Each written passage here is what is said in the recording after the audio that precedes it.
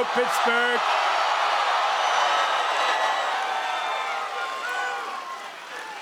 You know what? Do me a favor, get out on Tuesday, vote for Rick Saccone, and we can leave right now. Come on. We don't have to spend any time. Great guy. I'm thrilled to be back in Pennsylvania, where I went to school, went to college, with so many hardworking American patriots. You're great people. Great. Pennsylvania is the state that gave us American independence, American freedom, and what else? American steel. American steel.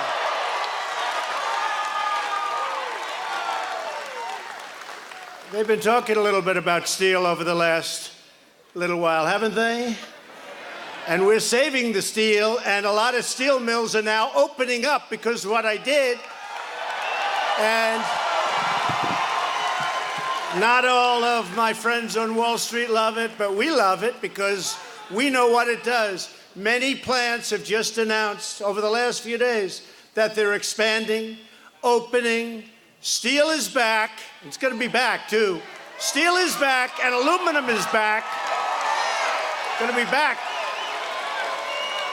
And on November 8th, Pennsylvania is the state that gave us the 45th President of the United States.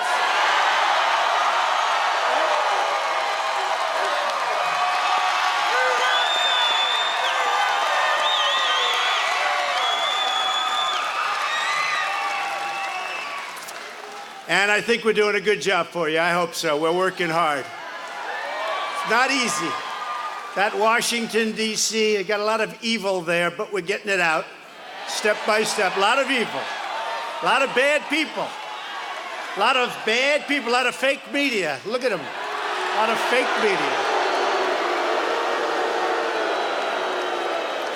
Fake media. You know, it's funny. I don't know if you saw it, but we've had a problem for years with North Korea. In fact, President Obama said it was the biggest problem we had. And South Korea went there. We put very, very strong sanctions and lots of other things we've been doing right from the first day I was in office. And South Korea came to my office after having gone to North Korea and seeing Kim Jong-un.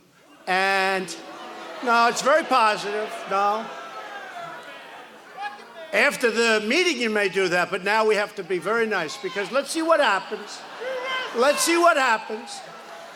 So the South Korean top people, top representatives, they walked out the White House to a throng of these characters. Big group. And everybody wanted to find out what happened. Now, they had just left North Korea. And look, North Korea is tough. They're testing nuclear weapons. They're doing a lot of things. This should have been handled, by the way, over the last 30 years, not now. That's when it should have been handled. They shouldn't have handled it. This should have been handled, and everybody will say it, too. But that's okay, because that's what we do. We handle things. And these guys came out, and they said that your president's done a great job, I might say. But, well, I'll tell you, we did a great job in the Olympics. President Moon of South Korea said without Donald Trump, the Olympics would have been a total failure. It's true. True. You know? Might as well say it. Nobody else is going to say it, right? Might as well say it. Well, a little hard to sell tickets when you think you're going to be nuked. But when North Korea called and they said, we'd like to be in the Olympics, everybody said, let's buy tickets, let's go. I would have gone. And it became a very, very successful Olympics. Honestly, South Korea did a great job, and it was great to see North Korea going and participating, and there was a nice unity. It was really a nice thing. Really nice thing. But when the South Korean representatives who just left North Korea came outside, big throng of press, they announced that North Korea Kim Jong-un would like to meet with President Trump? No, this doesn't happen. You know, they're saying, oh, well, Obama could have done that. Trust me, he couldn't have done that. He wouldn't have done that. He would not have done it. And by the way, neither would Bush and neither would Clinton. And they had their shot, and all they did was nothing. Well, Clinton gave away billions and billions of dollars. And as soon as they made the deal, the following day, they started working on making more nukes, okay? So that's not the great deal. You ever see the story where it's 1999, I'm on Meet the Press, a show now headed by Sleepy Eyes Chuck Todd. He's a sleeping son of a bitch, I'll tell you.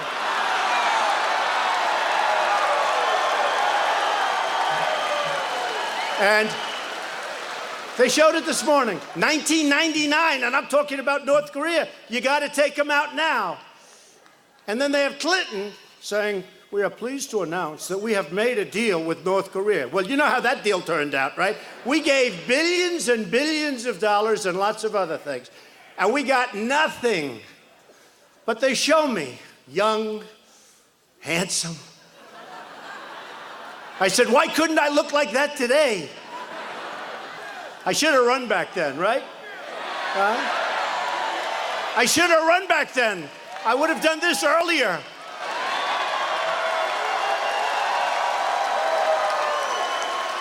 So, but they had me literally saying, I don't know if anybody saw it, they play it a lot, but literally saying, to a very good guy, actually, but saying that we got to do something about North Korea. That was when it wasn't in vogue.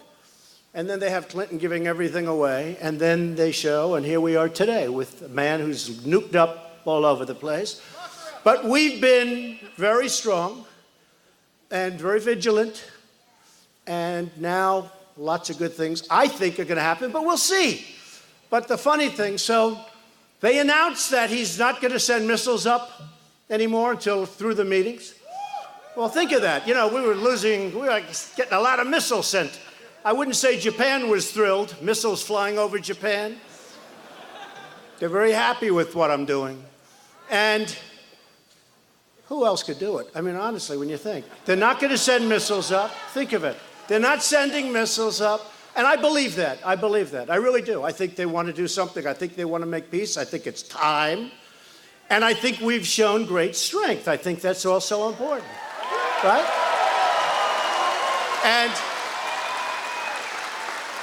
And I must tell you, President Xi of China has really helped us a lot. They've really helped us. And because 93% of the goods come in through China going into Korea, North Korea. 93%, so that's pretty powerful. And they've been very good. They could have done more, but that's okay. I say to them, you've been great. You could do more, but they've done a lot. They've done more. China has done more for us than they have ever done for any other president or ever done for this country, and I respect that. I respect that, because you need that. Stopping the flow of goods, very important. And we put sanctions on. So they come out, White House, many of these same characters that I see those faces. I see those faces. And for the first 2 hours, it was unbelievable. This is amazing. This is incredible. I can't believe this is happening. You know, because we go from, like, look, a lot of people thought we were going to war. And all of a sudden they come in, they say, we're going to have a meeting, and there's no more missiles going off, and they want to denuclearize. Nobody heard that. Nobody thought, but they said they want to. They are thinking about that. Who knows what's going to happen? Hey, who knows? If it happens, if it doesn't happen, I may leave fast, or we may sit down and make the greatest deal for the world and for all of these countries, including, frankly, North Korea. And that's what I hope happens. But the press for 2 hours is going, this is fantastic. This is amazing. A certain anchor on CNN, fake as hell, CNN. The worst.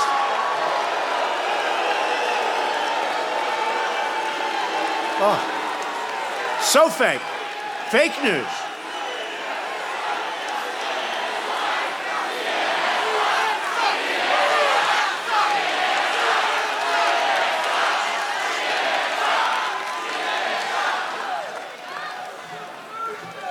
And their ratings are lousy, by the way, and compared to Fox, their ratings...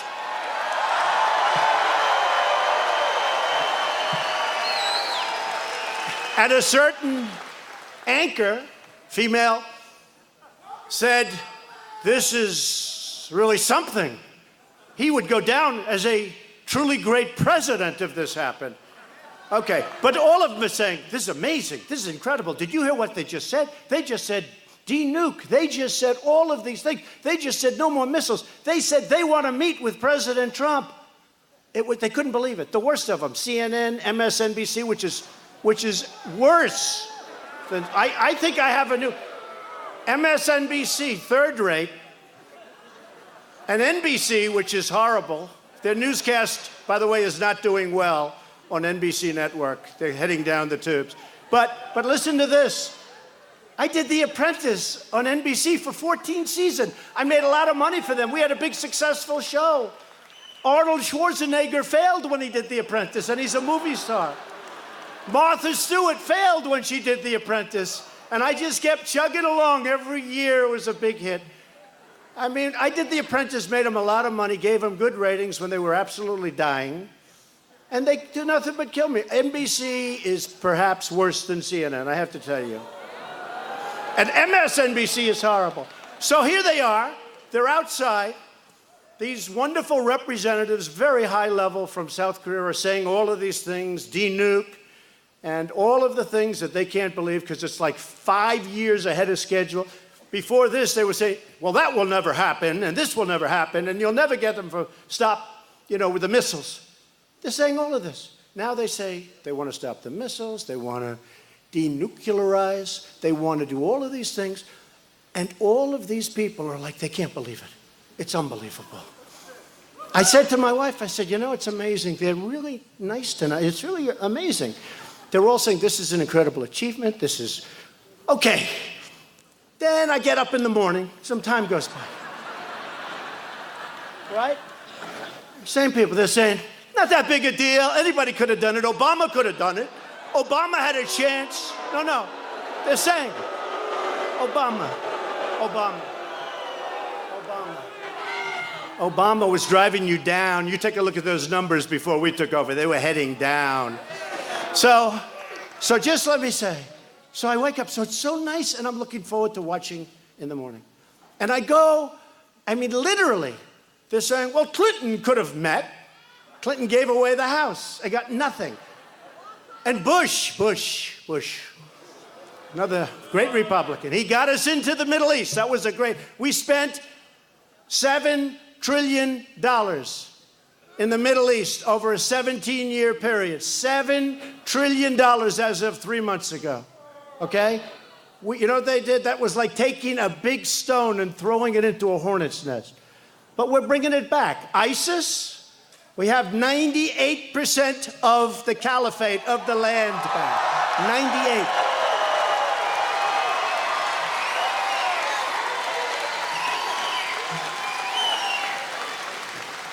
So I woke up and I saw all these reports that, anybody could have done it. Oh, yeah, sure. Anybody could have gotten President Xi, president for life.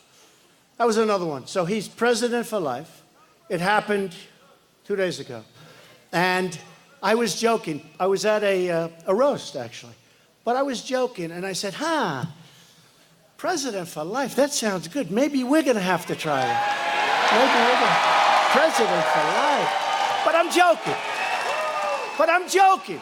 And they knew everybody in the room was laughing. Everybody's having a great time. I'm joking about being president for life. A couple of them went back. Donald Trump, with his dictatorial attitude, now wants to be president for life. Straight. Fake news. Fake.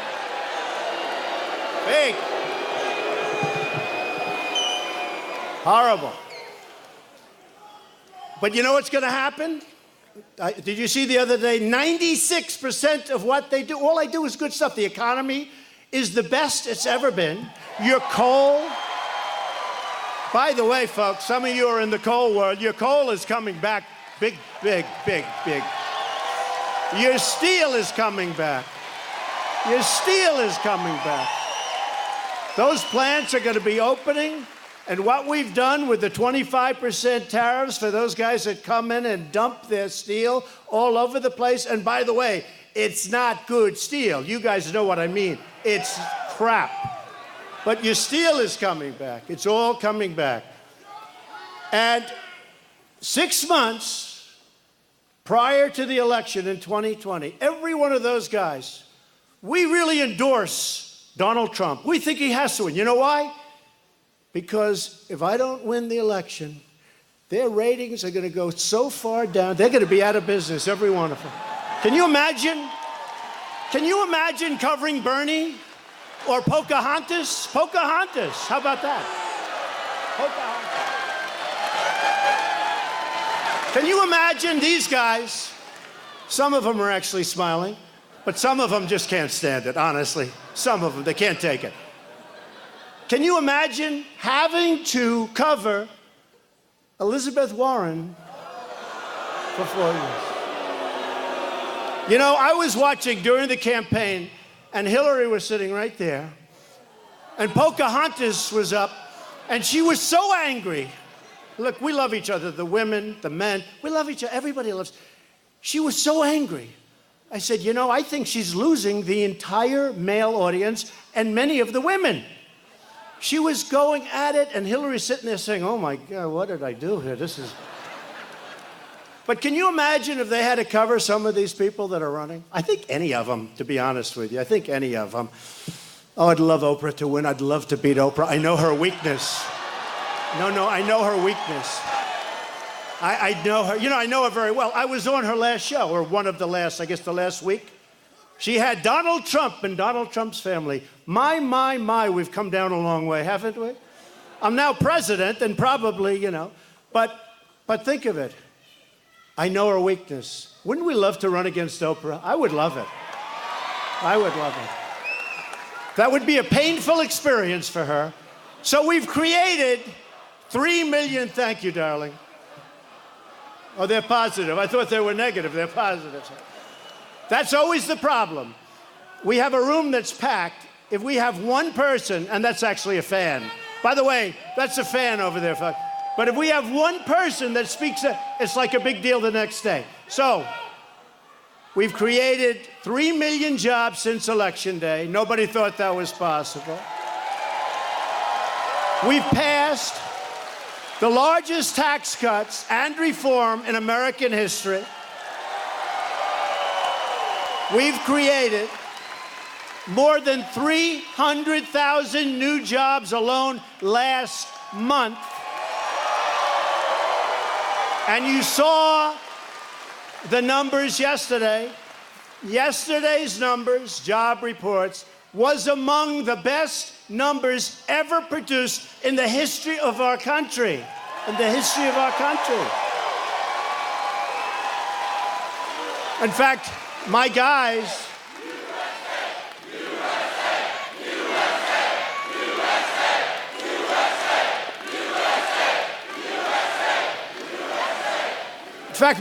came into my office and they gave me the number, because if you add the previous month, which was adjusted upward by 52,000 jobs, they were low last month. It adjusted upward. So we're like over 360,000 jobs. And I said, let me ask you, is that a mistake? I don't think I've ever seen, you know, if you get 160, it's good. We were at 360. So I looked at my guys, I said, is that a typographical error? What is that? But you saw it was one of the best reports. And you know the amazing thing? Wages went up a little bit. You haven't had wages in 19 years. Wages are starting to go up. Think of it. Wages. I mean, how good is that? Wages starting to go up. African American unemployment has reached the lowest level in history. The lowest. You know, African American, and I'm very proud of that, African American unemployment 2 months ago reached the lowest level in history. And then last month it went up a little bit, right? And I made the mistake, because I didn't know it went up. And it wasn't quite as good, but it wasn't historic. So I was in a different month, and I said, African unemployment is the lowest level in history. They killed me because it was the previous month. But here's the good news. The new month brought it down to the lowest level. So now it's the lowest level.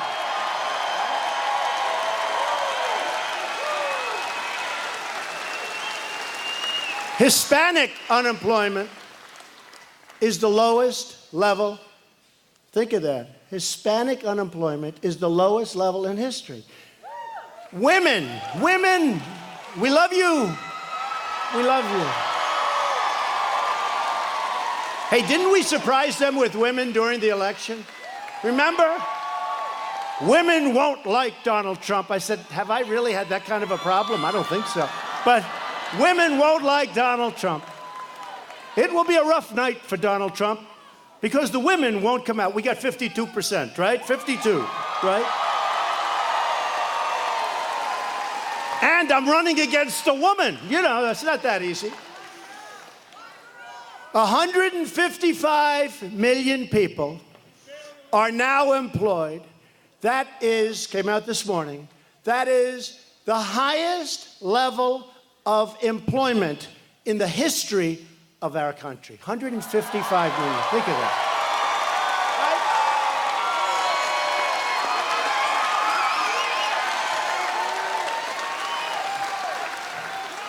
While the Obama administration in its final year was losing 1,000 manufacturing jobs a month, we've created almost 300,000 new manufacturing jobs. Think of that.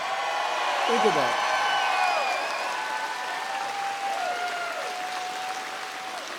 The task for all of us, for everyone here tonight, is to make sure that this great American comeback continues. Full speed ahead. We are doing things that are amazing. You know, make America great again, right? Make America great again, right? So you know what the new slogan is going to be? I won't tell you. We've got to keep it secret, except did you ever see so much press? Wow. You know what the new slogan will be? Because I can't use it in 3 years from now. I can't say... Very good. I can't use it. I can't go like in 4 years and say, here's my slogan, which is now 2.5 years we'll have to start thinking, right? It's getting close. We can't say, make America great again, because I already did that. Right? Right? So, right? So our, not my slogan, our slogan, this is a team. Our new slogan will be, and you know, this is on the assumption it happens, which I'm almost positive. Can never be 100% sure. I never like to go too far in advance, but let's assume it's going like it's going. By the way, if we coasted for 2.5 years, we did a hell of a job. You know that. In fact, I was telling some of the guys, let's just coast. Because the stock market is up almost 40% since Election Day. Think of that. Almost 40%. Think of that. And by the way, that's not rich people. That's for everybody. I mean, you have your 401ks, which are up 42%, 38%. I tell it all the time. I take pictures back with the policemen. I love the policemen. I love the firemen. They're great. Right? And they're always coming up and saying, sir, thank you very much. My 401k is up 41%. My wife thinks I'm a genius. They think like they're great investors, okay? But they're up, way, way up, and that's good. That's really good. That's what we want. That's what we want. That's what we have to have. We're so proud of this country. But our new slogan, when we start running in, can you believe it, 2 years from now, is going to be, keep America great, exclamation point. Keep America great.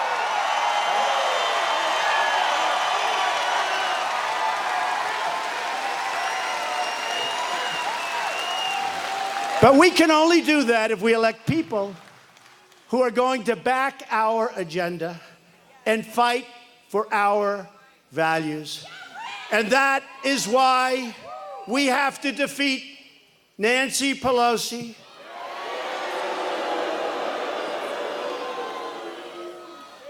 and Maxine Waters, a very low IQ individual. You ever see her? You ever see her? We will impeach him. We will impeach the president. But he hasn't done anything wrong. It doesn't matter. We will impeach him. She's a low IQ individual. You can't help it. She really is. We will impeach him. But you have Maxine Waters, and you have plenty of others. And, I mean, Nancy Pelosi, you can't have that. And Connor Lamb the sham, right? Lamb the sham. He's trying to act like a Republican, so he won't give me one vote. Look, I don't know him. Looks like a nice guy.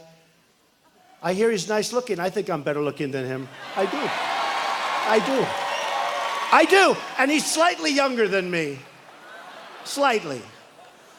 No, I heard that, then I saw it. He's okay. He's all right. Personally, I like Rick Saccone. I think he's handsome.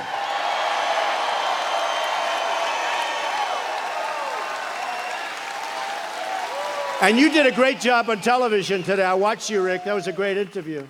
I appreciate it, too. But he's really good. Here's the thing. We're dealing with people that want to obstruct. They want to stop us from doing things. We put an infrastructure bill in for $1.7 billion, and I hear they want to stop it. They want to stop DACA. DACA is their issue. But I'm willing to go along. Get it done. We got to get it done, right?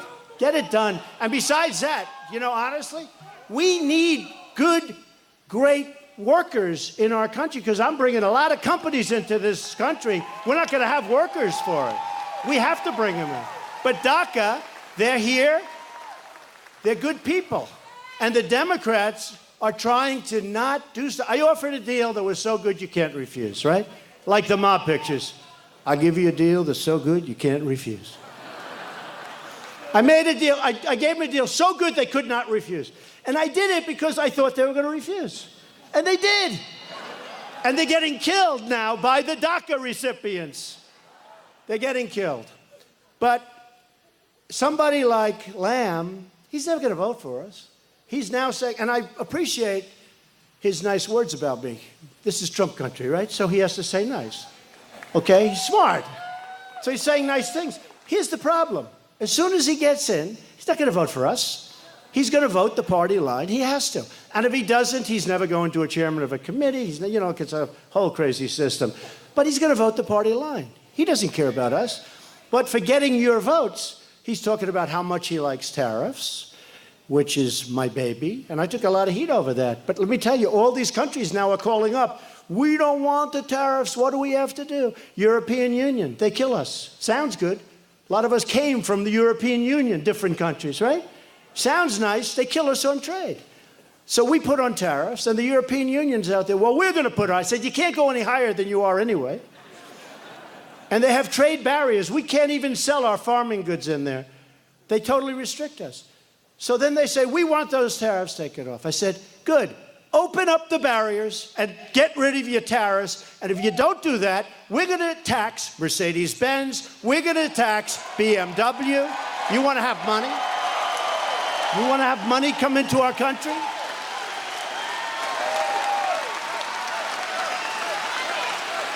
And the cars are really the big item. That's the big money item.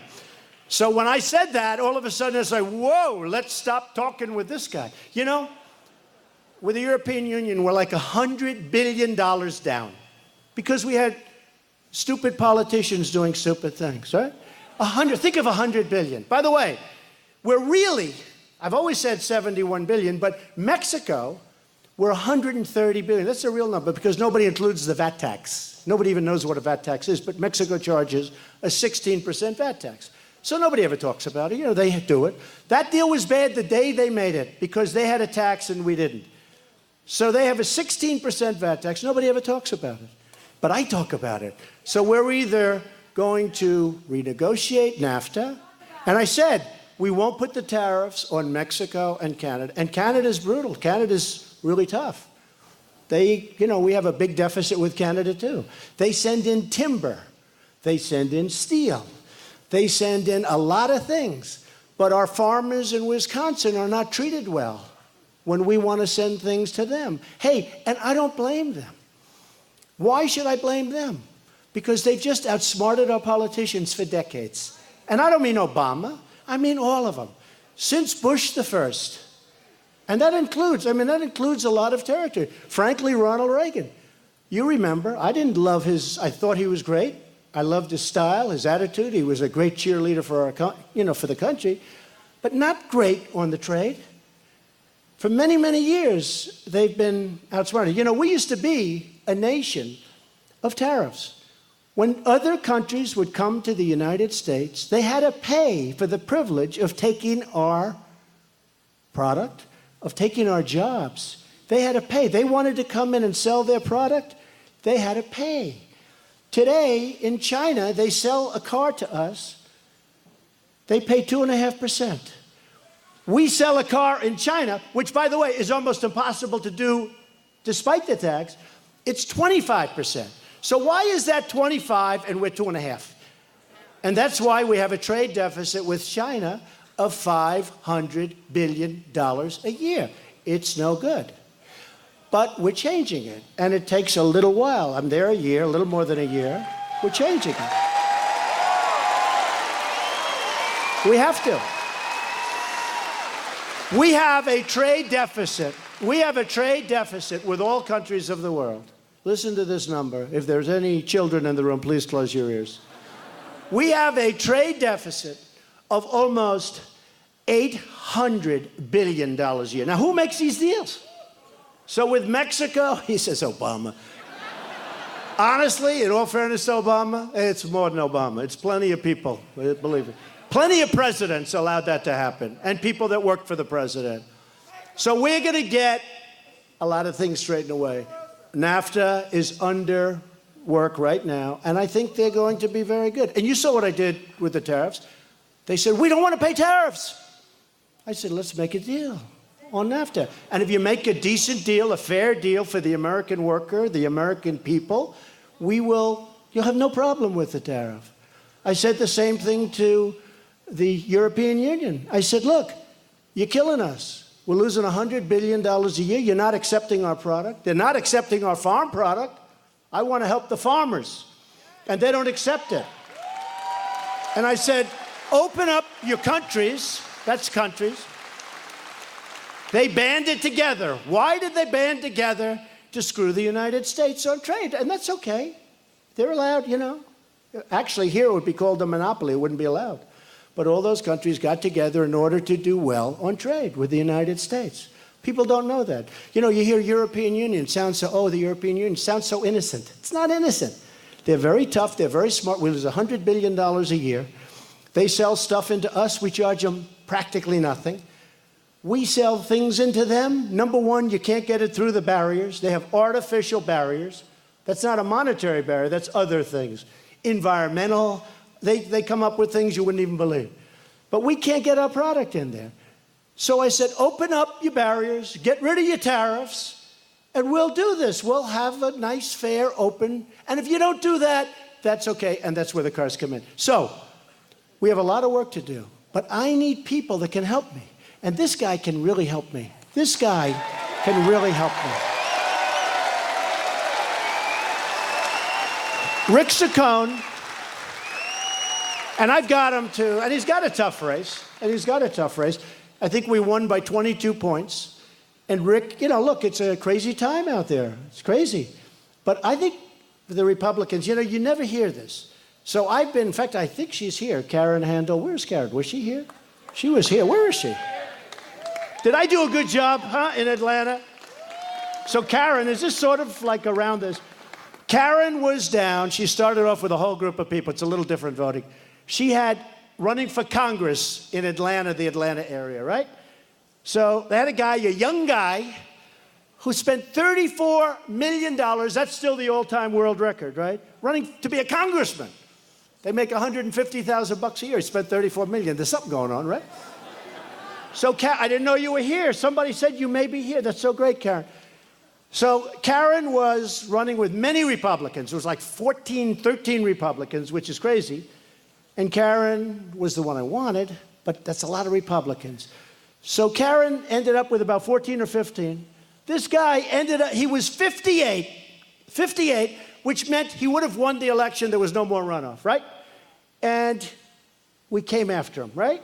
We came after that guy, and we found out a couple of, like, minor things. He didn't live in the district. I heard, they said, sir, he doesn't live in the district, but nobody cares about that. I said, really? Let's try it on the voter. So anyway, you have to get 50, in which case the election's over. If you get less than 50, you have a runoff, and you take the top two. So Karen was fantastic. But she was with so many Republicans, and he was essentially the only Democrat. So I brought him down in a period of 4 days. I got no credit for this from these guys.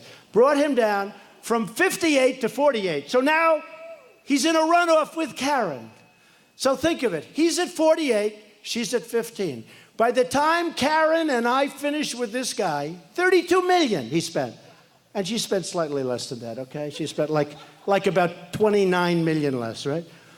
She spent 29 million less. But by the time we finished, the winner, easily by 5 points, was Karen Handel. So, great.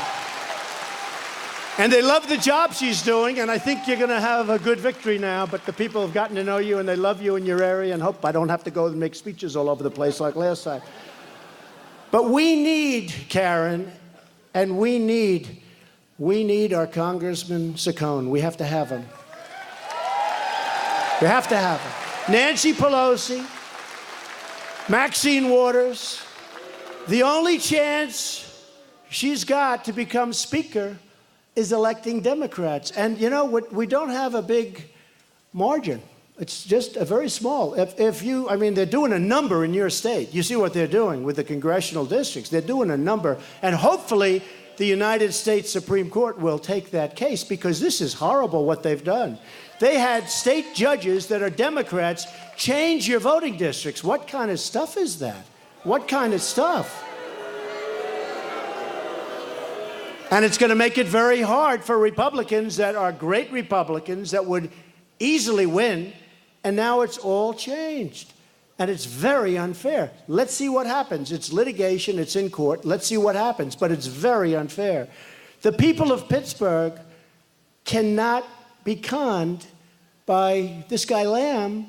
You just can't do it, because he's never going to vote for us. He can say, I love President Trump. I agree with everything he says. You know what? I don't want to meet him, because anybody that says that, I might like him. And then Rick is going to be very angry at me, right?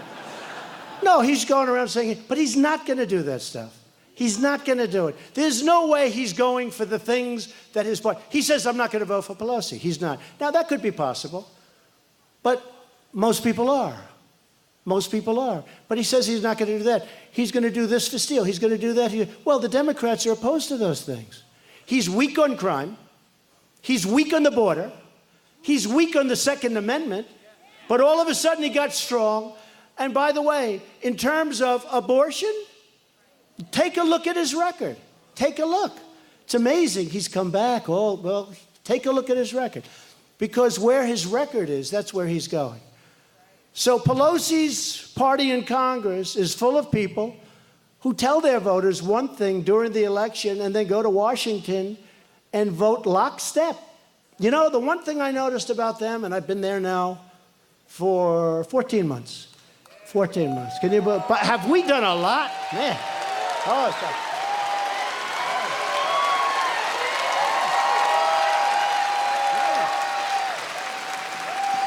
we have done more than any first-term administration in the history of our country. We have.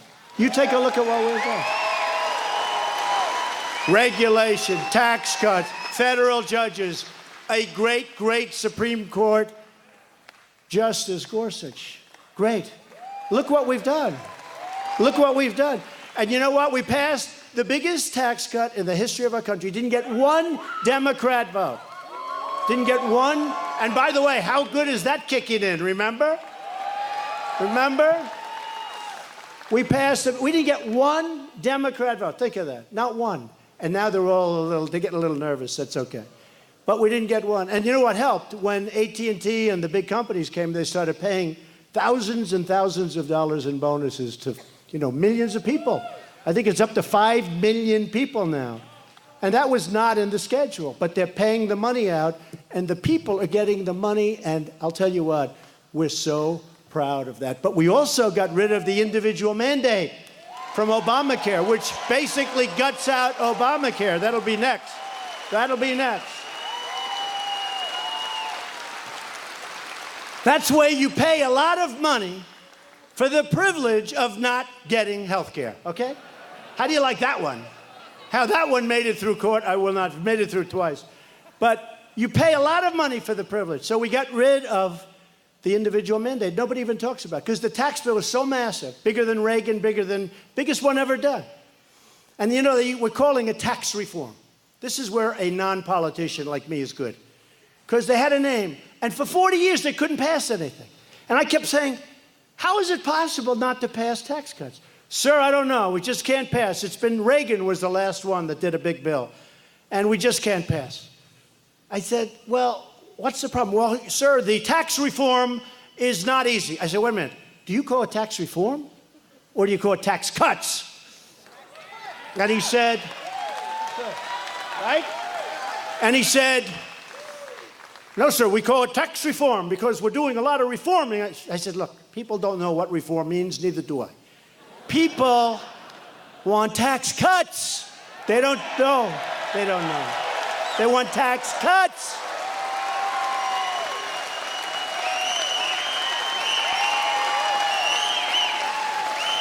They want tax cuts, and honestly, the word reform, it could mean you're going to triple your taxes. We're going to reform taxes and triple. I said, nobody knows what it means. It could be really bad. So they said, you know, we never thought of it. This is after 40 years. Nobody ever thought of it. So they said, could you come up with a name? And I did. You know what it was called? The Tax Cut Bill. But I must tell you, and on this I think they were right. The politicians thought that was a little hokey. So we call it the U.S. Tax Cut and Jobs Bill, which is nice. Which is nice. And we got it passed. We had unanimous in the Republican Party and unanimous for the Democrats. And by the way, you're going to have a great man running as a Republican for the Senate. While we're here, Rick, we should say it, right? Sweet Lou, right? He's going to be great. He's got a chance. He is with you all the way. He loves this state. He loves the people. And we'll be out fighting for him very, very hard. Okay, you know who that is, you know. But he's going to be running, and he's running already. He's running very hard. He's going to be fantastic. So we passed the tax cuts. We didn't have one Democrat vote. Think of that. So I think they're going to have a problem. Now, historically, after a presidential election, the other side, like, always wins. And I've told you, you've heard the story. Because people become complacent. You had a victory. You elected your president. You like you, but you like me? I think so, right? I like you, too. I love you.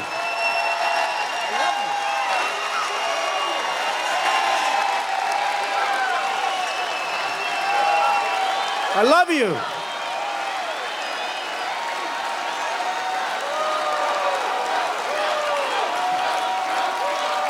So, is there any more fun than at a Trump rally? Yeah. You know, a lot of times I have to do like readings. We'll pass an environmental bill, and they want me to go to I'm very spoiled. You know, if I go to a small place and they have 2,000 people, it's like, why don't we open a stadium or something? You know, we're spoiled. Other guys, they go out, they get 50 people, they're satisfied. We need crowds like this. In fact, the fire marshal was fantastic. You know, they had a lot of people out. And he's a great guy. I don't want to get him in trouble. But he opened up those doors, and he's got guys saying, and he let most of the people that were, they were sent away. He got to look at those corners. Now, those cameras are never going to cover those corners. They're never going to cover the corner. They're never going to cover. They never show the crowds. They never like to show the crowd, ever. You know, the only thing is the noise. Because you can't imitate it. It sounds like a Penn State football game. It sounds like an Ohio State football game, right? You can't. I'll say to friends, did you see my speech last night? Yes. Then the first, I have to say, how good was I? How good? And they say, good. I said, did they show the crowd? No, they didn't. He said, but you know what? I could tell by the noise. That crowd was really big. You can't hide that. You can't hide that. Can't do it. Can't do it.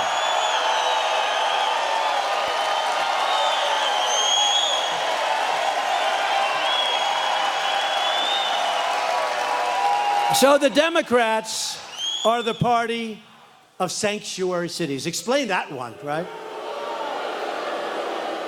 They like to protect criminals. They like to protect MS-13. This is the party of, how about that? How about that? How about ICE? These ICE guys are tough as hell. They go in and they're not playing games. You know, the only thing, I hate to say this, not so politically correct, but the only thing these gang members understand is toughness. I hate to say it. They're not interested in genius. They're not interested. They're interested in somebody that's tougher than them. That's what. And we have the toughest people you've ever seen. And they went out to Long Island and they grabbed them by the neck and they threw them into the patio. We're cleaning out. We're doing it.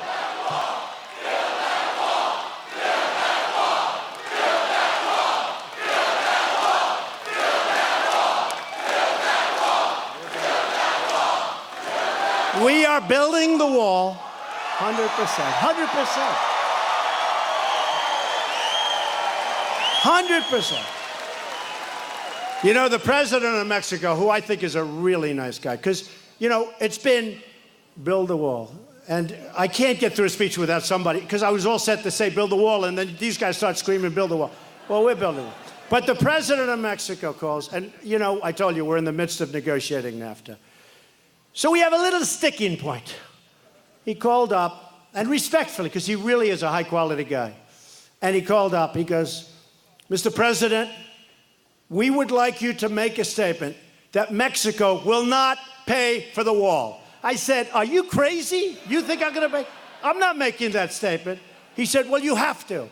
I said, is it a deal breaker? He said, yes. I said, bye-bye, we're not making a deal. There's no way I'm making it. Now, what I will say, and what I told him, is, President, don't worry. It all comes out in the wash. We're going to put it into the NAFTA agreement. Nobody's going to be talking too much about it. It'll be part, because we're going to make a much better NAFTA deal. We have to. When we lose $130 billion with Mexico, I think we can do a little better than that, right? The wall, you know what the wall is? It's this. You don't even notice it.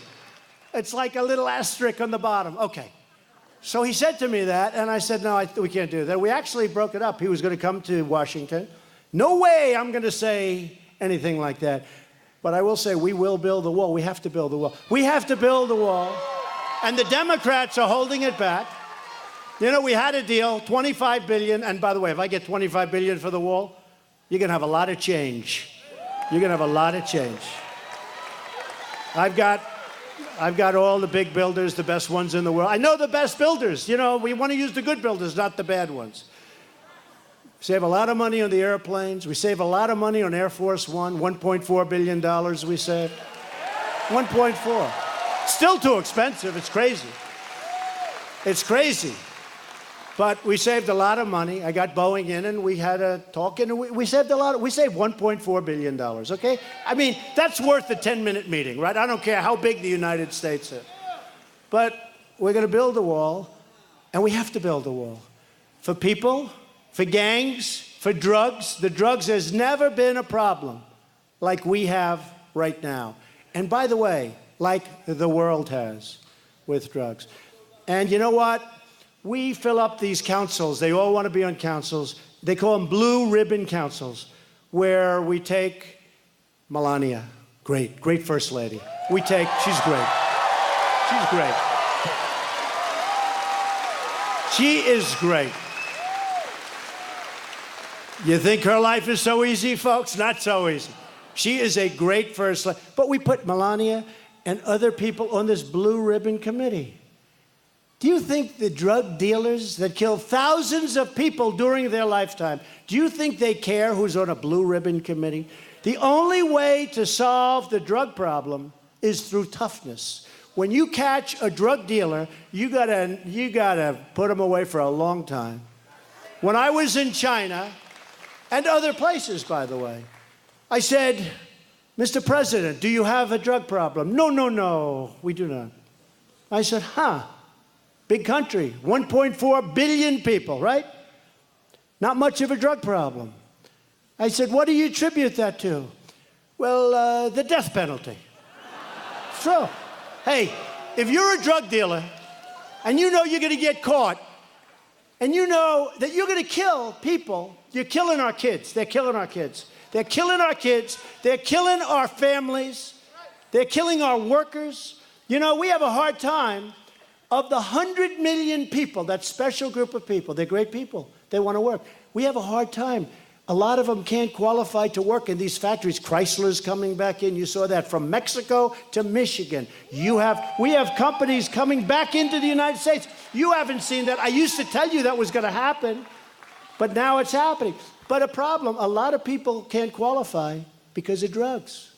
But I said to the president, I said, so you don't have much of a problem? No. And they had a problem. You know, if you go back 200 years ago, and they know all about drugs. It was devastating to China. The opium, devastating. It destroyed China. And I'm not going to let it destroy us. And there was an article in one of the main papers, maybe it was the failing New York Times, or one of them. And I don't even know where they get it. Because honestly, I don't know that the United States, frankly, is ready for it. They should be ready for it. But at a minimum, you have to give long, tough sentences. But if you go to Singapore, I said, Mr. President, what happens with your drugs? No, we don't have a problem, President. I said, really, why? We have a zero tolerance. And he's not playing games. These guys don't play games. You know, we have a different type of people. They don't play games. I said, how are you doing on drugs? No problem. I said, what do you mean no problem? And that's entertainment, you know, a lot of things are happening. So what do you mean no problem? We have a zero tolerance policy. What does that mean? That means if we catch a drug dealer, death penalty. That's it.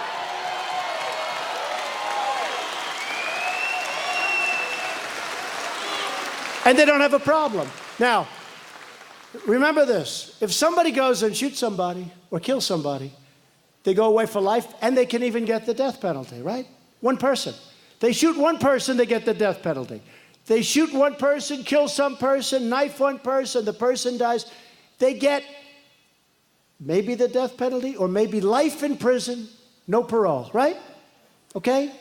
A drug dealer will kill 2,000, 3,000, 5,000 people during the course of his or her life. Thousands of people are killed, or their lives are destroyed, their families are destroyed. So you can kill thousands of people and go to jail for 30 days. They catch a drug dealer, they don't even put him in jail. Think of it. You kill one person, you get the death penalty in many states. Or you get life imprisonment. You think of it. You kill 5,000 people with drugs because you're smuggling them in and you're making a lot of money and people are dying and they don't even put you in jail. They don't do anything. But you might get 30 days, 60 days, 90 days. You might get a year. But you're not going to get... And then you wonder why we have a problem. That's why we have a problem, folks. And I don't think we should play games. Now, I never did polling on that. I don't know if that's popular. I don't know if that's unpopular. Probably you'll have some people that say, oh, that's not nice. But these people are killing our kids, and they're killing our families. And we have to do something. We can't just keep setting up blue ribbon committees with your wife and your husband, and they meet and they have a meal and they talk. 2 hours later, then they write a report. Say, Joe, look, that's what I got in Washington. I got all these blue ribbon committees. Everybody wants to be in blue ribbon, and we have the opioid problem. And for that, we have to go after the drug companies. We have to. We have no choice. We have to go after the drug companies. We have no choice. So I think it's a discussion we have to start thinking about. Don't you agree? I don't know if you're ready. I don't know if this country's ready for it. But I think, Rick, I think it's a discussion that we have to start thinking about. So, in Oakland, you have a mayor. And she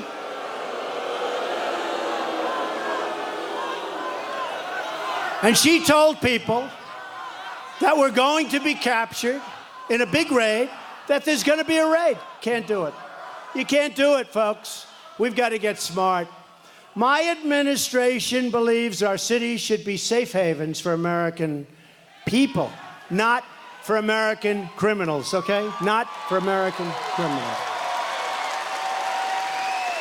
We're going after violent criminals, and we're going after vicious gang members. These people are so tough. But you know, we had our ICE agents out in Long Island. Can you imagine? I grew up like around in Queens in New York, which is sort of, but I knew Long Island, sort of like on the way, right? And places that I know so well are loaded up with MS-13, where your daughter walks home. And they don't use guns. You know, it's like guns. The NRA happens to be very good people, by the way. They want to do the right thing. But they don't use guns. They don't use guns. They like to use knives and other things because it's much more painful, it's much slower, these are animals. And we send these guys out, and we liberate those towns. We liberate them. Hillary wouldn't have liberated those towns. We liberate those towns. And the people are cheering. It's like a war. It's like if you got liberated as a country. Can you imagine this is taking place in our country? It's crazy.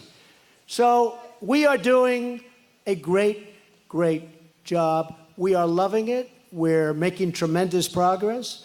Today, I'm calling on Congress to stop funding sanctuary cities so we can save American lives.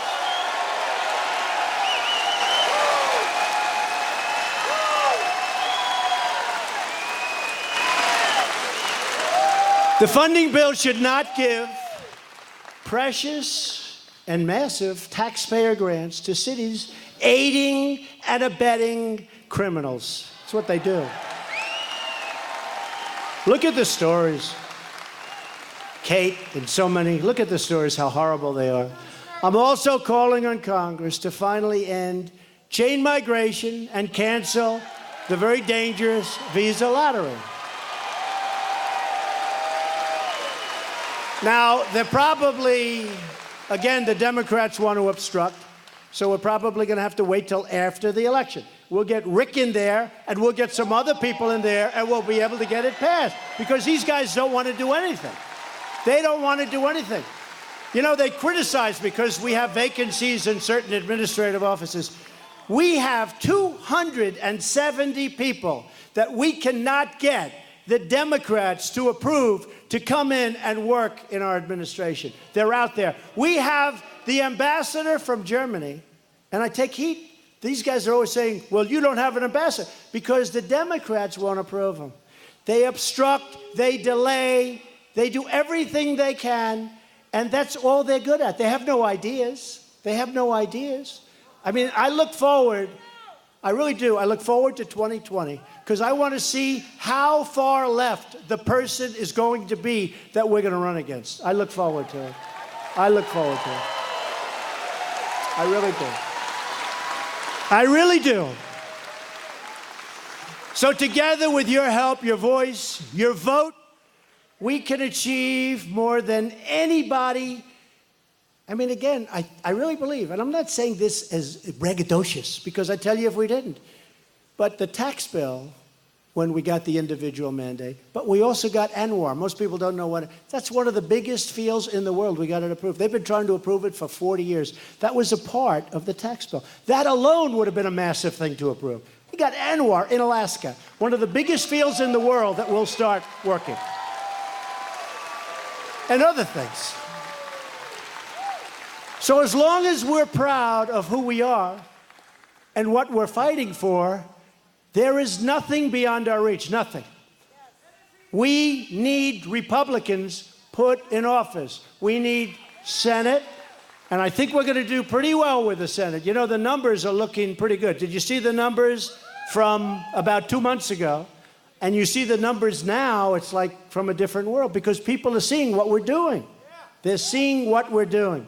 We stand on the shoulders of patriots who poured out their sweat and blood and tears, and we're going to do things that nobody's been able to do. You know, it's very funny. Every time I go out to speak, we have these massive crowds. And you know how many people? Thousands were turned away. We let thousands in, but thousands were turned away. And I read one woman in the Wall Street Journal today. Nice woman. I like her, actually, Peggy Noonan. And she wrote an article about me. And, you know, I went to the Wharton School of Finance. Nice student. That's very smart. You know, Ivy League school, great, the best business school, I think. It's one of the hardest schools to, even in my day. I mean, I went to the Wharton School, did great. And then you got to read how we're like, is Trump a good speaker? She's talking about he uses a language that, you know how easy, remember I used to tell how easy it is to be presidential? But you'd all be out of here right now. You'd be so bored. Because I could stand up, right?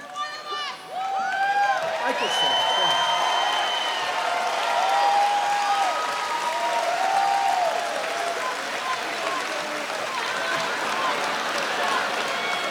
I'm very presidential. Ladies and gentlemen, thank you for being here tonight. Rick Saccone will be a great, great congressman. He will help me very much. He's a fine man, and Yang is a wonderful wife. I just want to tell you on behalf of the United States of America that we appreciate your service. We appreciate your service. And to all of the military out there, we respect you very much. Thank you. Thank you.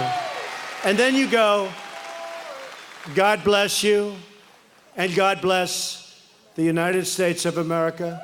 Thank you very much. That's easy. See, that's easy. That's much easier than doing what I have to do. But this is much more effective. Don't forget, this got us elected. If I came like a stiff, you guys wouldn't be here tonight. So I'm reading Peggy Noonan, and she's a nice woman. I like her. She doesn't like me much, and she's writing like I'm some kind of a Neanderthal. And I'm saying, you know, I'm really smart. You know, it's funny, they always talk about how they're telling us, they said we couldn't get elected. I say we. Because you guys came from areas, some of you never voted before, but you love the country. You never voted before, but you love the country. A great congressman from Tennessee, they vote early. And the voting had started. And he was at a speech I was making in Pennsylvania, believe it or not. But he was there because one of his friends. And it was Lou, but one of his friends was there. So I didn't know him.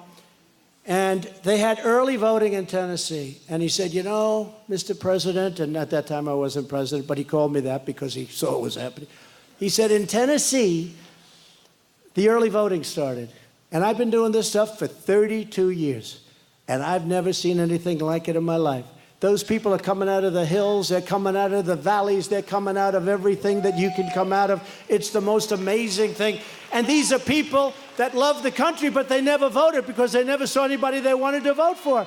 And now they've got Trump, Pence. They've got all the stuff. So I've never seen anything like it.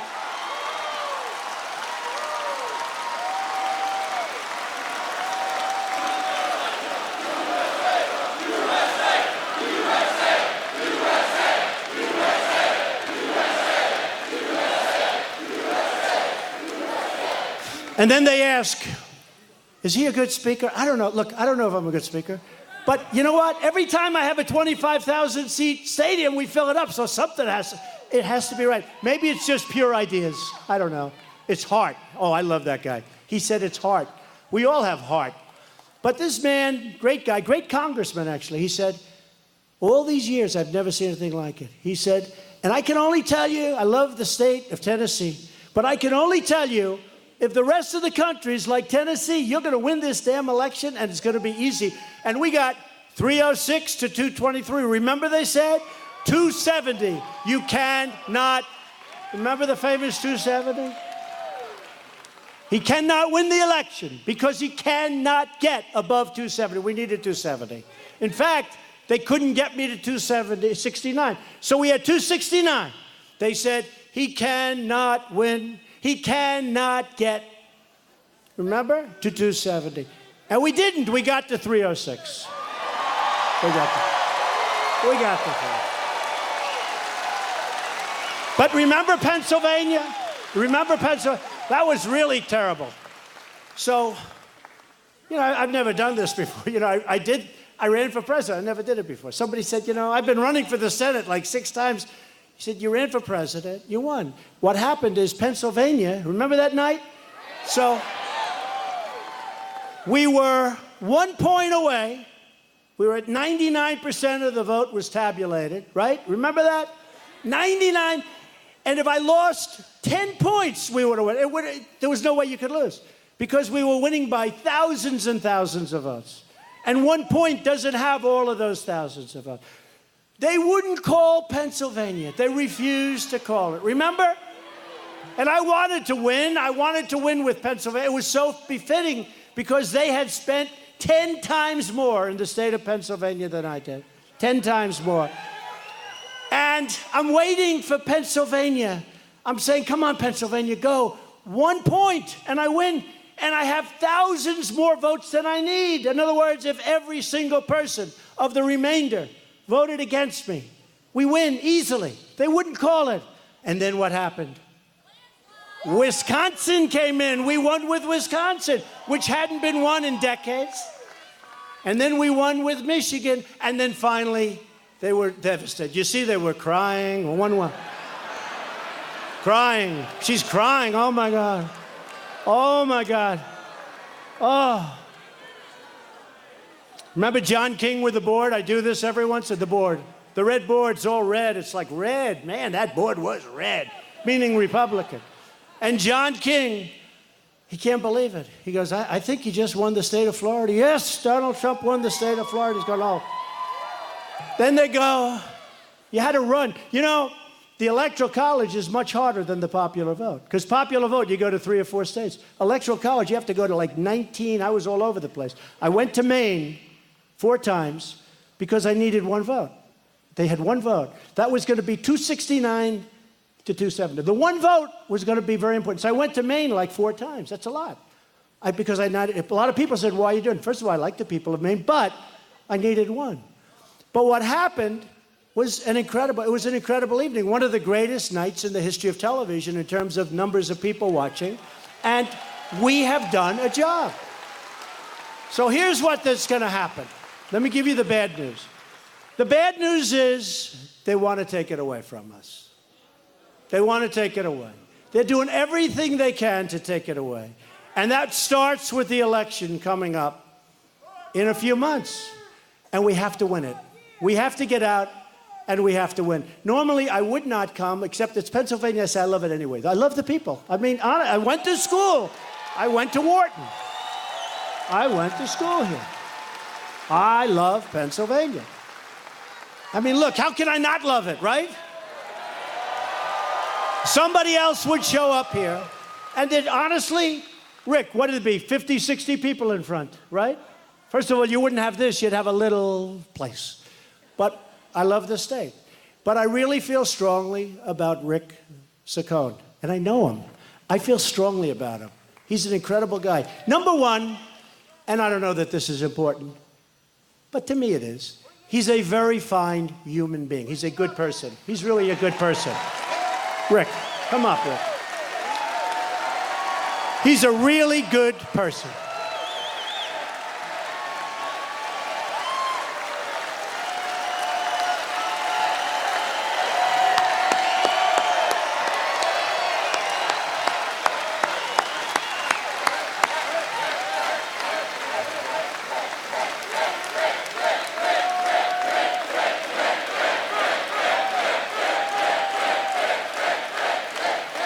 So he's a good person. I don't know if that means that. Does that mean anything? He's a very competent person. He's a very hard worker. He knows things that many people don't know. He understands North Korea maybe better than anybody. I spoke to him about North Korea. He was there for a long time. And I spoke to him about North Korea, and I'm telling you, I learned things that all of these great geniuses, all of these great experts on North Korea did not tell me. This is a very extraordinary guy. We need him. We need Republicans. We need the votes. Otherwise, they're going to take away your taxes, your tax cuts. They're going to take away your Second Amendment rights. It's true. They're going to take away, you know, in the military, big military place, we just got approved $700 billion. We have to rebuild our military. $700 billion. Far more than the other party. They'll take that away, too. Our military was really depleted. But I just want to know, I want you to know, I came tonight because this guy is special. And beyond the vote, it's very important. Remember this. The other opponent, his opponent, is not voting for us. He can say all he wants. There's no way he's voting for us ever, ever. And he can be nice to me, and he is. But there's no way he's ever voting for me. Rick is going to vote for us all the time, all the time. So I want to ask Rick to say a few words, and again, it's an honor to be with you. Go out on Tuesday and just vote like crazy. You got to get out there. The world is watching. This, I hate to put this pressure on you, Rick. They're all watching.